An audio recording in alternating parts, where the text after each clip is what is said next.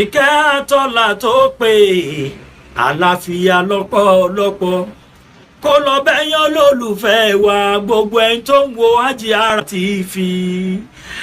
Olúmákindé Ìṣọ̀lá òpó ọmọ ayé tí kò gbọdọ̀ pàtàrò gbọdọ̀ gbédè. Èmi mò ń sọ fún yín pé ẹjẹ́ á máa wo HADJIA Ramaliifar TV. Hello ẹ̀yin èèyàn wa nílé lóko ní anywhere tẹ́ bá wà. Ọjà èmi la ṣẹ̀ṣẹ̀ ṣe tán yìí. Ó máa jáde sí market very soon. Mo fẹ́ kẹ́ lọ wò. Ọ̀pọ̀lọpọ̀ ọgbọ́n lẹ máa kọ́ nínú ẹ̀. Ọ̀pọ̀lọpọ̀ òye lẹ máa rí nínú ẹ̀. Nítorí náà ẹ lọ wò. Èmi ọmọ yín Sola Kosoko àbínà mo wà nínú ẹ̀. Peter Ijagbemi ó wà nínú ẹ̀. Digboluja Okole náà wà nínú ẹ̀. So ẹ lọ wò. You will enjoy it. Ẹ rí pé mo dọ̀ ojú mi dọ̀ a ti ṣiṣẹ́ gan. Kì í ṣe gbogbo ènìyàn ló ní oore ọ̀fẹ́ láti gbé microphone wá sórí pẹpẹ láti wàásù ọ̀rọ̀ Ọlọ́run. Tá a bá ń ṣiṣẹ́ ìránṣẹ́ oríṣiríṣi ọ̀nà ni a lè gbà láti ṣiṣẹ́ ìránṣẹ́. Ọjà ẹ̀mí tí a gbé kalẹ̀ yìí iṣẹ́ ńlá ni. Ọ̀rọ̀ wà ń bẹ̀. Ojú kéèyàn ó gbé pẹpẹ kó máa wàásù lọ tó bá lè lórí ọ̀fẹ́ àti wò wà kọ́ngbọ́n ń bẹ̀. Orúkọ tèmi ni Abdulkabir Adékúnlé Iyọlá aka Kabest. Ẹ jọ̀ọ́ ẹ má jẹ́ kán ròyìn ẹ̀ fún yín. Ẹ má jẹ́ kán ròyìn ẹ̀ fún yín. Ẹ gbìyànjú tó bá ti ń jáde ibikíbi tó bá jáde sí ẹ gbìyànjú kẹ́ ẹ wò pé ẹ̀yin náà wò ó. Kẹ́ ẹ make sure pé ẹ̀yin náà wò ó. Sinimá ńlá ni o. Kò ń ṣe sinimá kékèké o. Sinimá tí wọ́n fi ọ̀pọ̀lọpọ̀ owó millions of naira náà fi ya sinimá yìí. Ẹ ní jẹ gbèsè. Ẹ má bá wọn ra piracy. Ẹ má bá wọn wò ní ọ̀nà tí ò tọ́. Hi guys, my name is Peter Ijagbemi. Mo fẹ́ introduce sí ọjà èmi ní táìtù iṣẹ́ tí mo ń sọ̀rọ̀ nípa ẹ̀. Ẹ dẹ̀ máa gbádùn ẹ̀gán iṣẹ́ tó láàmì láàkà ní iṣẹ́ tí ẹ̀gbọ́n bá wò ó báyìí. Ẹ máa mọ̀ wípé ẹ wo iṣẹ́ ó kọ́ni lẹ́kọ̀ọ́ tó pọ̀ gidi gan. Ẹ mọ̀ pé mímí bá wọn iṣẹ́ tí ò bá lálùbáríkà o. Iṣẹ́ ilé ìlálùbáríkà orí ọ̀fẹ́ Ọlọ́run bá iṣẹ́ yìí gbé.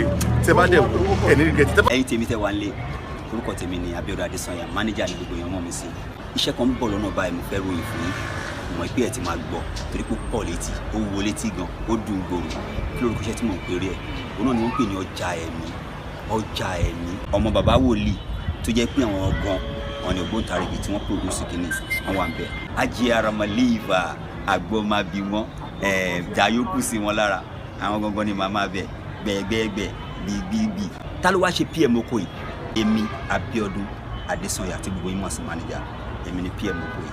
Ẹ̀yin tí wá ní tilé tó kọ orúkọ mi ni Babatunde Usman aka Okele location la wà yìí ẹ wò pé kí ló tún ṣẹlẹ̀ ó tún ti ṣe o ọjà ẹ̀mí ni ọjà ẹ̀mí tó bá ti jáde ẹ wò perfect directing and the picture audio and the cast ẹ ti rí mi in another dimension Ọlọ́run mo lè ríran sí Ọlọ́run Olúwa ní kẹ́ra mọ́tò fún mi iṣẹ́ wòlíì bí tẹ́mi gbé wòlíì ó ní kẹ́ra fẹ́ǹsà ẹ lọ́wọ́ ọjà ẹ̀mí ẹ̀ máa rí nǹkan tí mò ń sọ mbẹ̀ you will know if you don't know you got it if you don't got it forget about it.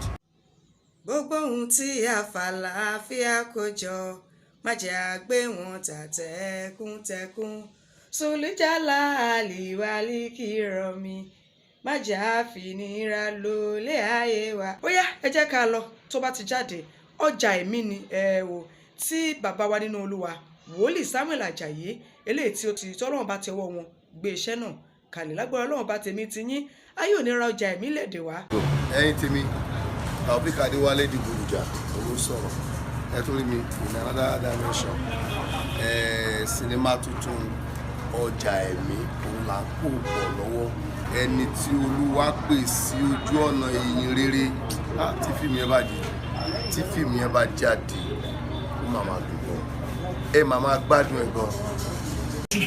Àwo lọ́jọ́ àwo lólùpẹ̀ náà èmi gangan ní fáwọn olókùn abiga ọmọ fìbẹ́ lẹ́ẹ̀ni àìfara mi iṣẹ́ tí mo wá ṣe yẹn gangan ni mo wá ọjà ẹ̀mí ni wọ́n pè tí ọjà ẹ̀mí bá ti jáde mo kàn fẹ́ yín tèmi ẹ sáré tètè ẹ lọ wò náà ẹ mọ̀ pé bẹ́ẹ̀ ìgbà tí mo ròyìn iṣẹ́ kan fún iṣẹ́ ìbá bẹ́ẹ̀ ọmọ gbàgbé ọjà ẹ̀mí yìí náà ni mo wá ń sọ lọ́wọ́lọ́wọ́ tèmi àwo Alebiosu tí mo ń sọ ẹ tẹ̀lé mi ká lọ sọ́jà ìjẹ́ ká lọ rà ó yá.